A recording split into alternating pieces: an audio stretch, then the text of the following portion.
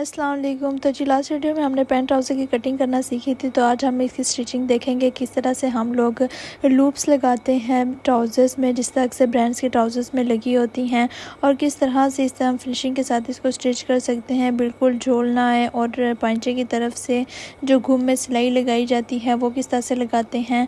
तो बहुत सारी टिप्स एंड ट्रिक्स है, आपने मिस नहीं करनी। और अगर आप इसकी कटिंग देखना चाहते हैं तो डिस्क्रिप्शन में लिंक दे दूँगी, आप जाकर देख सकते हैं। तो जी सबसे पहले हम इसके आसन की तरफ सिलाई लगाएंगे। तो जो हमारा फ्रंट पार्ट है सबसे पहले उसको पकड़ लेंगे और इसकी आसन की तरफ हम सिलाई लगाएंगे। तो टिप नंबर 1 ये है कि आसन के में सिलाई लगाते हुए आपने पूरे आसन पे सिलाई नहीं लगानी, बल्कि जहाँ से गुलाई शुरू हो जाती है वहाँ से आपने छोड़ देना है, और यहाँ पे पक्का करके तो आपने जो है सिलाई रोक लेनी है। इसी तरह से हम बैक पार्ट पे भी स्टिच लगा लेंगे। बैक पार्ट के आसन की तरफ भी जब हम स्टिच लगाएंगे तो जहाँ से गुलाई शुरू होती है वहाँ पे हम अपनी स्टिचिंग रोक लेंगे, उसको हम बाद में सिलाई करेंगे। इससे होता ये है कि जो हमारे ट्राउज़र है जो नीचे पांचे की तरफ से खींचता है वो नहीं होगा। जिस तरह से हम लोग बाजू गुलाई में लगाते हैं इस तरह से हम पांचे की इसकी सिलाई लगाएंगे, जो हम बाद में देखेंगे पांचे की तरफ सिलाई लगाते हुए। तो जी आसन की तरफ सिलाई लगाने के बाद हम लोग इसको साइड से जो हमने कट लगाया है उसको सिलाई करेंगे। जो बैक पार्ट है वो थोड़ा सा बड़ा हुआ है उसको नीचे रखेंगे, और जो हमारा फ्रंट पार्ट है जो थोड़ा सा छोटा है उसको आगे की तरफ रख के तो इस तरह से हम इसको सिलाई कर लेंगे। और ऐसे कैसे हो सकता है कि आप फ्लो में काम कर रहे हो और आपके जो है धागा ना टूटे दरमियान में, ये तो लाजमी होता है, ये तो हमारे काम का हिस्सा है। अब हम दूसरी तरफ सिलाई लगा लेंगे, ट्राउज़र के दूसरी साइड पे सिलाई लगा लेंगे जो हमारा दूसरा कट है। दोनों तरफ सिलाई लगाने के बाद जो नीचे की तरफ पांचा फोल्ड करना है उधर हम एक निशान लगा लेंगे। यहाँ पे मैं तकरीबन 2.5 इंच फोल्ड कर रही हूँ और इस्त्री से इसके क्रीज बिठा लेंगे। इससे मैं जो है काम करते वक्त इस्त्री का बहुत ज़्यादा यूज़ करती हूँ, क्योंकि इससे जो है काम में फिनिशिंग आती है।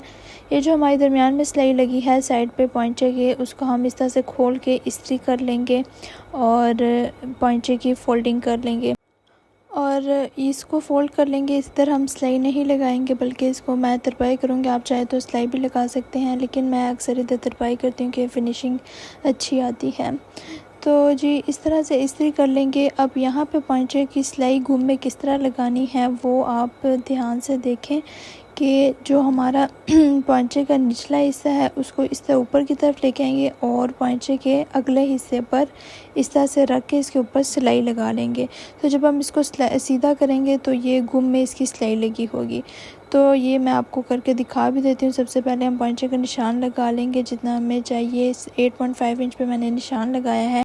इस तरह से नीचे से कपड़े को ऊपर की तरफ उल्टा लेंगे और इसके ऊपर सिलाई लगा लेंगे कुछ इस तरह से।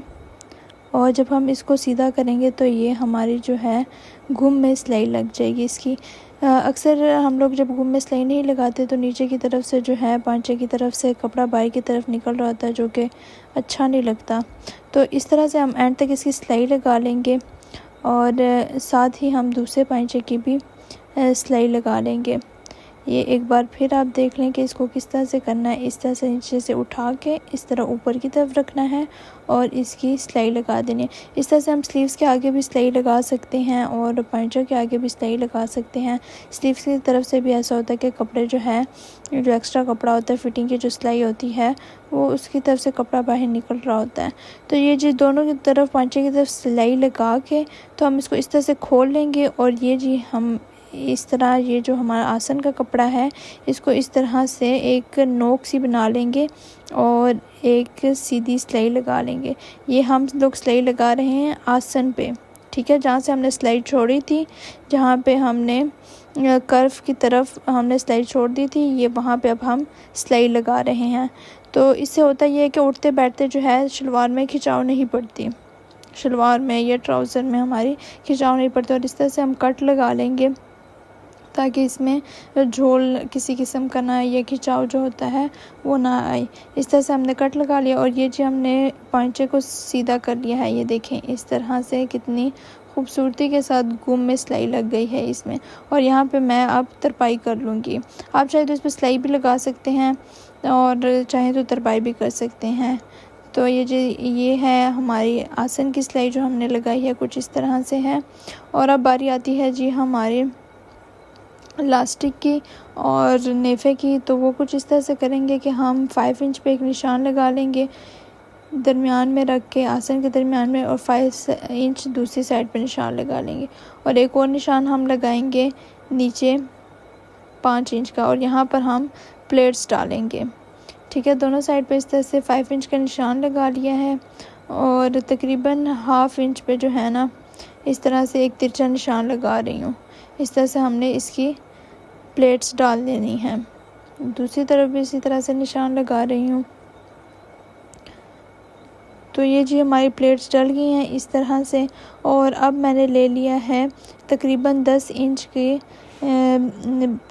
चेपी या टिकन बुकरम, जो भी इसको कहा जाता है, वो मैंने ले लिया है। जितनी हमारी इलास्टिक की चौड़ाई है उतनी चौड़ाई में ही हमने इस तरह से टिकन ले लेना है और इसकी फोल्डिंग कर लेंगे और फिर हम इसके ऊपर सिलाई लगा लेंगे। इससे पहले हम इस्त्री के साथ अच्छे से इसको बिठा लेंगे। तो जी इस तरह से अब हम इस पर सिलाई लगाएंगे। तो जी सिलाई लगाते हुए हम साथ ही इलास्टिक की भी सिलाई लगा लेंगे।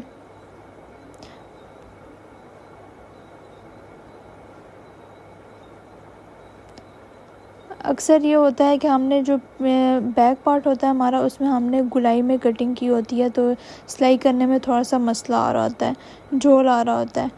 तो उसको अगर हम हल्का हाथ रखें, उसको ज़्यादा ना खींचें, तो वो अच्छे से सिलाई हो जाती है। उसमें झोल आते हैं सिलाई करते वक्त, लेकिन जब हम इलास्टिक के ऊपर जो हमारी दूसरी सिलाई लगती है दरमियान में, जब हम वो सिलाई लगा लेते हैं तो उसका झोल ठीक हो जाता है, वो मालूम भी नहीं पड़ता कि यहाँ पे झोल था। तो जी इस तरह से हम लोग एक तरफ से इलास्टिक हमने अटैच किया और दूसरे हाथ से हम इलास्टिक को खींचते जाएंगे और लगाते जाएंगे। तो ये जी हम लोग शलवार की फ्रंट साइड पे पहुंच गए और इधर भी हम इलास्टिक को अंदर की तरफ रखते हुए इसके ऊपर सिलाई लगा देंगे इस तरह से, और डबल सिलाई लगा लेंगे ताकि इलास्टिक जो है वो उधड़े नहीं, खिंचने से या किसी भी तरह जो है वो उधड़े नहीं। इस तरह से हमने लगा लिया है। अब बारी आती है लूप्स लगाने की।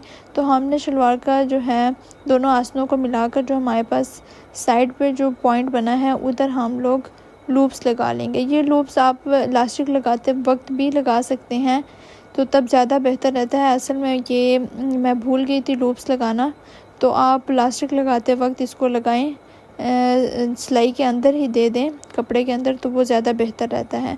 इस तरह से भी ठीक है, लेकिन चूँकि मैं भूल गई थी तो फिर बाद में मुझे इसको इस तरह से लगाना पड़ा है। तो एक लूप यहाँ पे लगा लिया और इसी तरह से ट्राउज़र के साइड पे एक और लूप लगा लूँगी।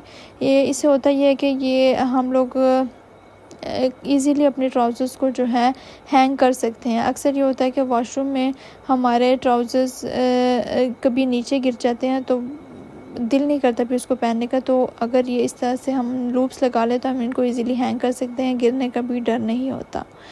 तो ये जी हमारा खूबसूरत सा ट्राउज़र बनकर तैयार हो गया है और ये जी आप देख सकते हैं कि किसी किस्म का इसमें झोल नहीं है। तो वीडियो अच्छी लगी तो वीडियो को लाइक करें और चैनल को सब्सक्राइब करना मत भूलिएगा।